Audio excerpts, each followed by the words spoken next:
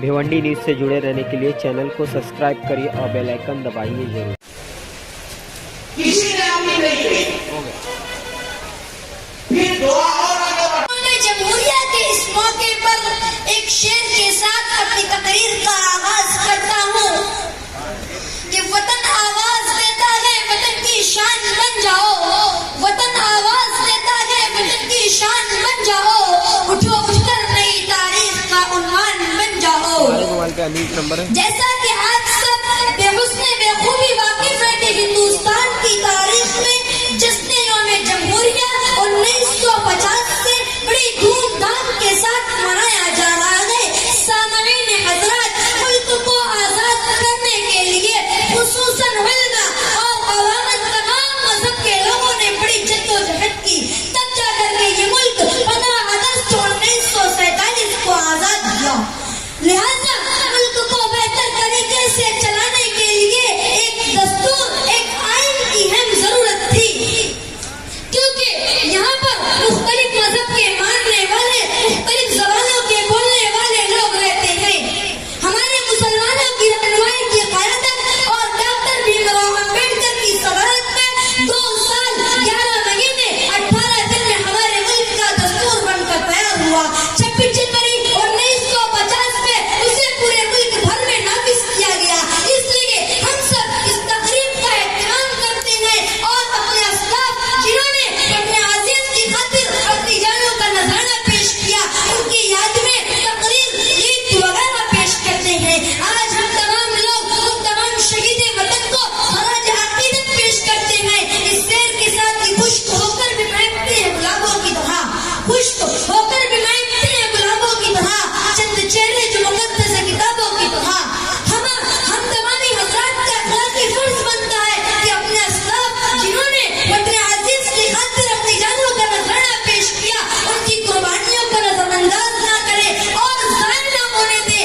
आज उन्हीं की काविशों का सिला है कि आज हम अंग्रेजों की गुलामी से आजाद हैं। जैसे पंडित जवाहरलाल नेहरू, महात्मा गांधी, मौलाना अबुल कलाम आजाद, लाल बहादुर शास्त्री, बहादुर शाह जफर, अशफाक उल्लाह वगैरह वगैरह की इन काविशों से हिंदुस्तान आजाद हुआ। कभी जमीन से तो कभी आसमान से गुजरे हैं, कभी जमीन से तो कभी आसमान से गुजरे हैं, कदम कदम पे कभी इम्तिहान गुजरे हैं। लगा दी जान की बाजी वतन की अज़मत पर, कुछ ऐसे लोग भी हिंदुस्तान से गुजरे हैं। हमारे बहुत से उलमाए कराम इस आजादी वतन के लिए अपनी जानों का नजराना पेश किया, अब फांसी पर लटक गए। आज हम जैसे सरकार का हक बनता है इस मुल्क पर, वैसे हमारा भी गए। एक मोहब्बत हमने बाजारी नहीं की, वतन के साथ हमने गद्दारी नहीं की। एक शेर और जहन में रच कर रहा है कि खुद को महान हमने बताया नहीं कभी, खुद को महान हमने बताया नहीं कभी, यानी मिआद अपना घटाया नहीं कभी। करके इन तमाम नेकियां दरिया में डाल दी, एहसान करके हमने जताया नहीं कभी।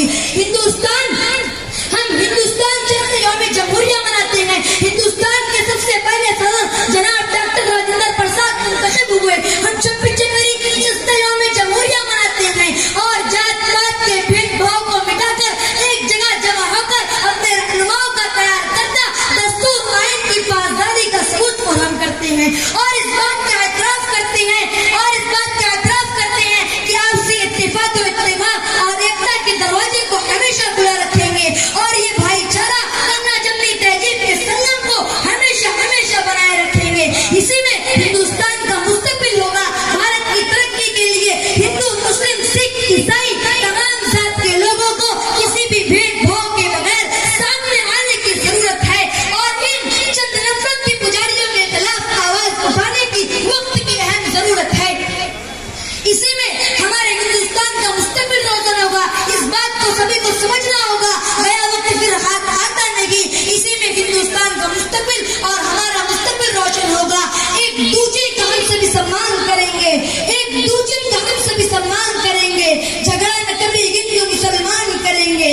नफरत जो फैलाते हैं हमें आपस में लड़ाकर उनके खिलाफ हम जंग का ऐलान करेंगे। एक शेर बोल के मैं अपनी तकरीर खत्म करना चाहता हूँ कि एक दूसरे का हम सभी सम्मान करेंगे। झगड़ा न कभी हिंदू मुसलमान करेंगे। नफरत जो फैलाते हैं हमें आपस में लड़ाकर उनके खिलाफ हम जंग का ऐलान करेंगे।